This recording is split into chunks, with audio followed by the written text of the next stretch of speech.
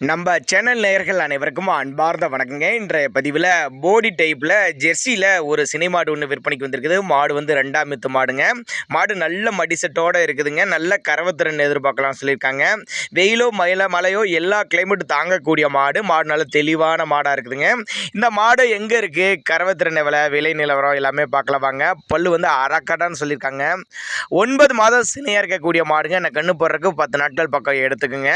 கறவைத்திறனை பொறுத்தவரை 2 வேளைக்கு ஒரு 18 லிட்டரு கறவை சொல்லி கொடுக்கலாம் அப்படிதாங்க நம்மளோட விற்பனை எடுத்துருச்சு. அப்படி எஸ்என்எஸ் ஃபேக்டில் நல்ல தரமாக தரக்கூடிய மாடு, எல்லா கிளைமேட் அடாப்ட் பண்ணிக்கக்கூடிய மாடு, ஆண் பெண் யார் வேணாலும் பிடிக்கலாம்.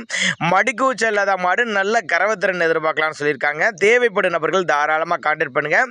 மாடு விற்பனைக்கு வந்திருக்க இடம்னு பார்த்தீங்கன்னா கள்ளக்குறிச்சி மாவட்டத்திலேருந்து விற்பனைக்கு வந்திருக்குதுங்க. கள்ளக்குறிச்சியில் இருந்தால் தமிழ்நாடு பூரா டிரான்ஸ்போர்ட் வசதி உண்டு. ரெட்டின் ஜெர்சியில் சூப்பர் குவாலிட்டி ஜெர்சிங்க.